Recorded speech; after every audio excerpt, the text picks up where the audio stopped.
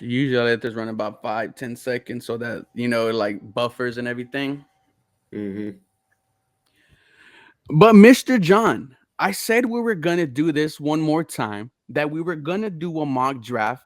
And here's why I'm very excited. This is the first time in damn near 2 years the Houston Texans have a first pick, a second round pick, and then multiple others with the booty hole bandit trade coming up. It's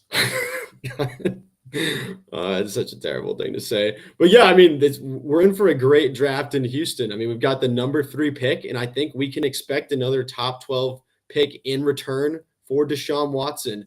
If you guys don't know who I am, John Crumpler. Follow me on Twitter at Texans Doc. I've been writing a lot of NFL draft prospect write-ups for this year, and I'm pretty excited what Houston's going to do. Not only that, but you had first-hand experience. Let the people know exactly where you were. I got to attend the Senior Bowl about a month ago now in Mobile in February. So I've gotten to be pretty familiar with some of these prospects, especially the names that we're talking about in the first 3 rounds. And we're going to add some talent, folks. Gone are the days where Bill O'Brien has traded all of our picks. And this situation that we're looking at right here is one of my favorites. One of my favorites because it's kind of the most realistic, right? The Jaguars need to protect Trevor Lawrence. With Detroit, Aiden Hutchinson, he's not that far, from the stadium. At 3, the Houston Texans might have this problem. They're either going to take Kyle Hamilton, the safety out of Notre Dame, or Kevon Thibodeau, the guy out of Oregon. I think you can't go wrong with either or. If you're asking me, I'm leaning more towards Kyle Hamilton. I'm not sure about you. However, before we say we traded with the Carolina Panthers, we traded Deshaun Watson to the Carolina Panthers. We got in return 2 first-round picks and Brian Burns. I like it. Adding, the guy opposite of Jonathan Gennard. John, like, what do you think if the Houston Texans ended up with 2 first-round picks and Brian Burns for Deshaun Watson? I mean, a top 6 pick plus another one. And we're sending Deshaun to a team that lost a lot of games last year. I don't think Carolina necessarily makes the playoffs. We don't have to pick an edge rusher now. I'm with you, man. I would take Kyle Hamilton here because we've got that opposite edge rusher. Kyle Hamilton, he can tackle like a linebacker. You can put him in the slot. You can put him in too high. Game changer for our defense. And we've already got an edge rusher in Burns. And we already have a pick not too far along. I'm excited. Like, if this is a possibility. Now at 6, it has to be best player available. John, what do you think? I think so too, but there's a lot of guys you could argue are best player available at this point in the draft. Who would you like at 6 if it broke this way? It's hard to say, man, because I think this.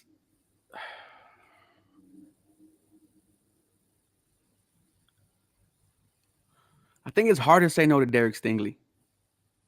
Yes, he didn't play last year, but absolutely killed it. Like the year before. He has been the number 1 corner on talks, but it's kind of hard to take him because of the corners that did well, later on, in the draft that we would talk about. I do love Charlie Cross. I'm at a crossroads here, John, but this is a benefit of of something that the Houston Texans might have to deal with. Yeah, in this situation, I would love if Houston could trade back in real life, but we're not making any trades. We're staying here. So my 2 guys I was looking at are Derek Stingley or Sauce Gardner. And the one name we both had in common is Stingley. He was a guy that was talked about as a top 5 lock even after his sophomore season. There were some effort concerns, some injury concerns the last year at LSU, but I think he's a guy that'll put it together at the next level and has been just waiting to get at the league since his amazing freshman year. I'd be good to take Stingley, totally revamp our secondary with the 2 of those guys. Kind of hard not to, man. He's there and he's been in talks all year of being in the top 5, like you said. Pull the trigger. Let's do it. So the secondary for sure is sure up. Kyle Hamilton at safety, Derek Stingley at corner. Where do you think the Houston Texans need to go next? In this scenario, I'd probably look to help the offense in some way. I'm looking if any of the interior offensive linemen fall. Zion Johnson is a name. He dominated the Senior Bowl. He's a projected late first-round pick. But if he fell to Houston at 37, I would love to get him. Any of the wideouts that – oh, here we go. We're on the clock. You keep on. You got to grab a starter in some capacity. Maybe a linebacker, an edge rusher, but also I think this is great value for a wideout in a deep class. I'm trying to look at the board right now to see who fell. I think this board is interesting because there's a lot of names that I like. First, let's get Ritter off the list. How did you feel about him over there? I didn't think Desmond Ritter was all that impressive at the Senior Bowl. He's not one of my favorite quarterbacks in this draft. I actually like Sam Howell a little bit more than Ritter. I don't know if he's been taken, but if one of the top three guys isn't available, so Matt Corral, Kenny Pickett, or Malik Willis, I don't think Houston should be going quarterback in the first 2 rounds. I like John Donson, the wide receiver from Penn State. Can absolutely do a lot of stuff. Is very good at all his route tree. Could definitely go up and get it. Is a speedster, man. Was like a 3-sport athlete in high school. Absolute savage of a player. I'd be okay with Dotson, and I'd be okay with Christian Watson from North Dakota State. Either of them would be just a great pick at the top of the second to make life easier for Davis Mills. Now, Watson's 6'5", right? He's huge. Yes. Yeah. So do you want to go with a big buddy guy, or do you want to go someone like Dodson who's is 5'11"? Watson's one of the darlings right now of I'll call it the draft complex. I feel like his stock has been on the rise ever since the season ended. He crushed the Senior Bowl. I'm pretty sure he had a nice week at the Combine.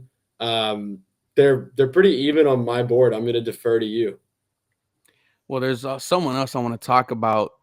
Well, we don't really need him, but Jalen Petrie, the safety from Baylor, our friend Cody loves him. Mm-hmm.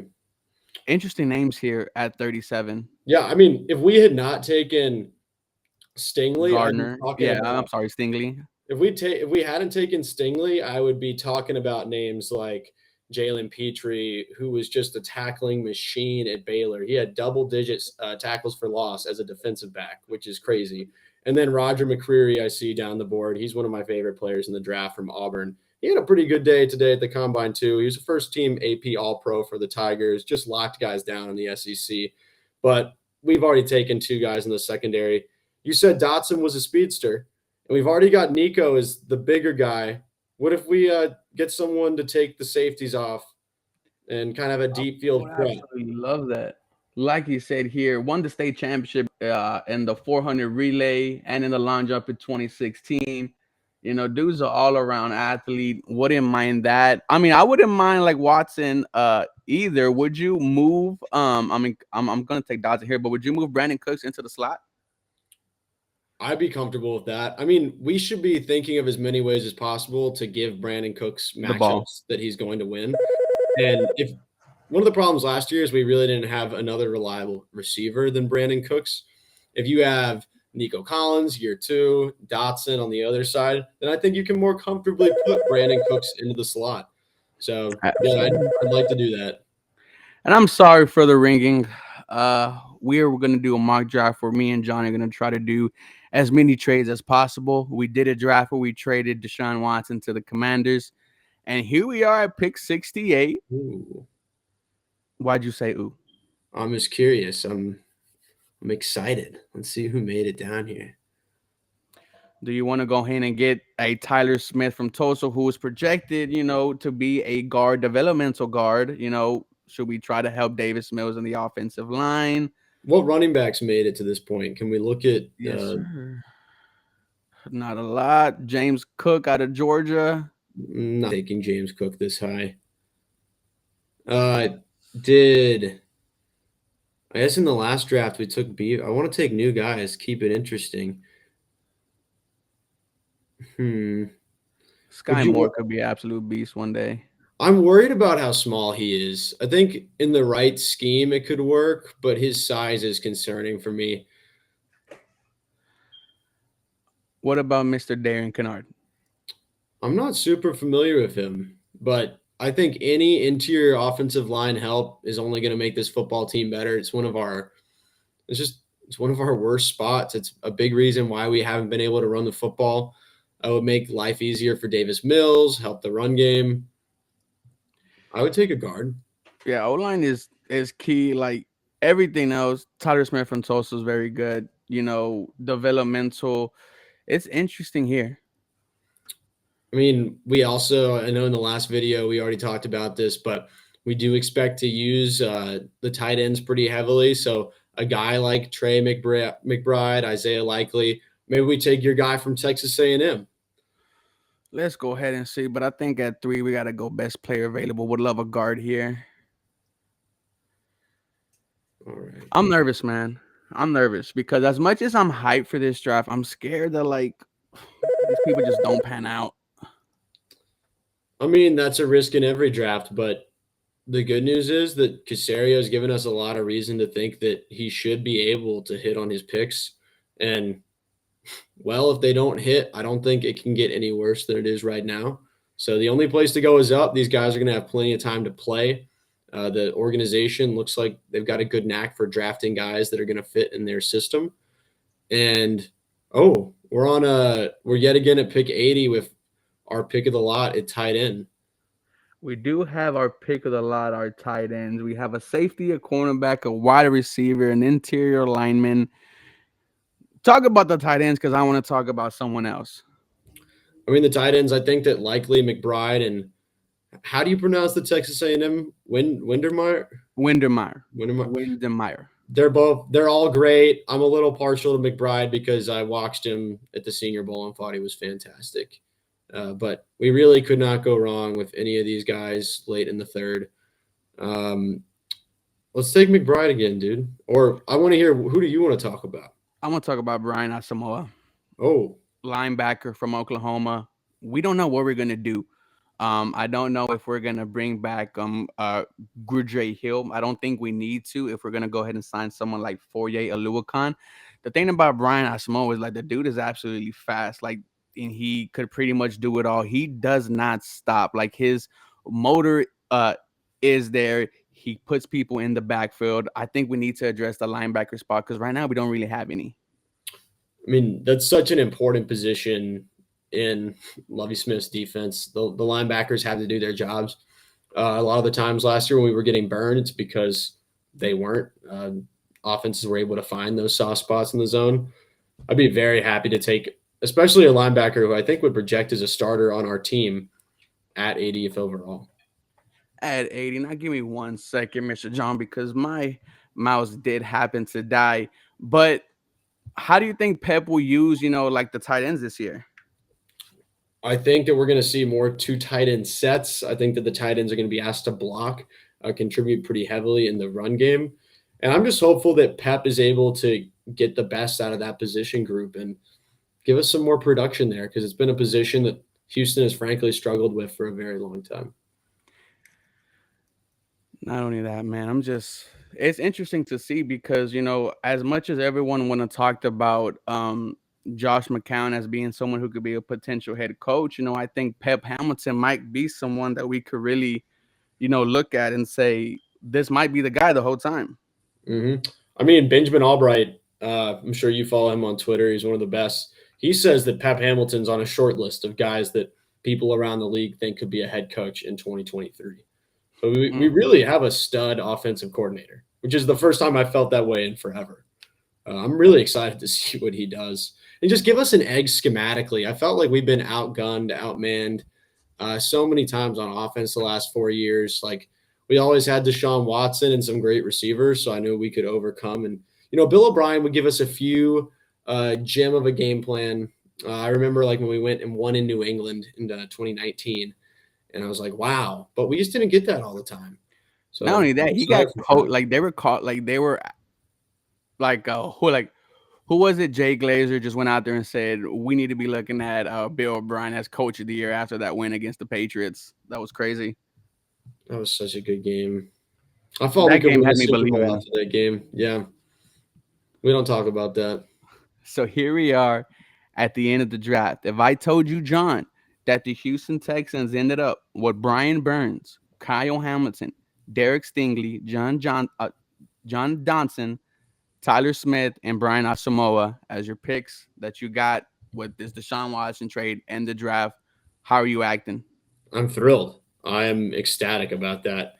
I mean, those are 5 starters. Hamilton and Stingley are blue chip prospects. Those are the guys that you hope can potentially be all pros or maybe even just pro bowlers. But that's some serious talent infused onto the defense. I think Dotson would get good reps immediately at wide receiver. And you find 2 other quality potential starters in Tyler Smith and the Oklahoma linebacker. I'm thrilled with it. So before I let you go, John, any potential names that we should be looking out for in the draft since you did see a lot of these guys, for a whole week? I mean, that's a that's a pretty loaded question. You guys definitely follow me on Twitter at Texans Doc. I'll be writing about a lot of these guys, but some of my favorite prospects. I'll just talk about 2 guys. I think I talked about them in the last video, but I think Tariq Woolen. He's a Texas kid. He has a lot of potential at corner. He just had a great combine. He had a good Senior Bowl. Lovie Smith pretty much described his prototype at corner. I think he should be on our radar at 37. And then I'm trying to think a later round guy. But I talked about this guy in the last video as well. Watson from North Dakota State. Keep an eye on him. He's a huge riser. The good news, we have so many picks that we get to know about a bunch of prospects, which is pretty refreshing. We're And not it's something really that we haven't had anymore. Yeah. John, let the people know where they could find you. You can follow me at Texans Doc. Also follow the Texans Wire. That's where most of my all of my articles are there. And my editor, Mark Land, and I recently restarted the Texans Talk podcast. I'm working on getting that on Spotify right now. We're on Apple, so if you want to subscribe, we're getting into a groove. So Definitely. So let me know what you guys think about this mock draft. Did we kill it? Did we not? As always, go Texans. You guys have a very blessed day. Okay, that was very good. I can't believe my fucking thing died. yeah, what is that? Why you got up to go to the computer?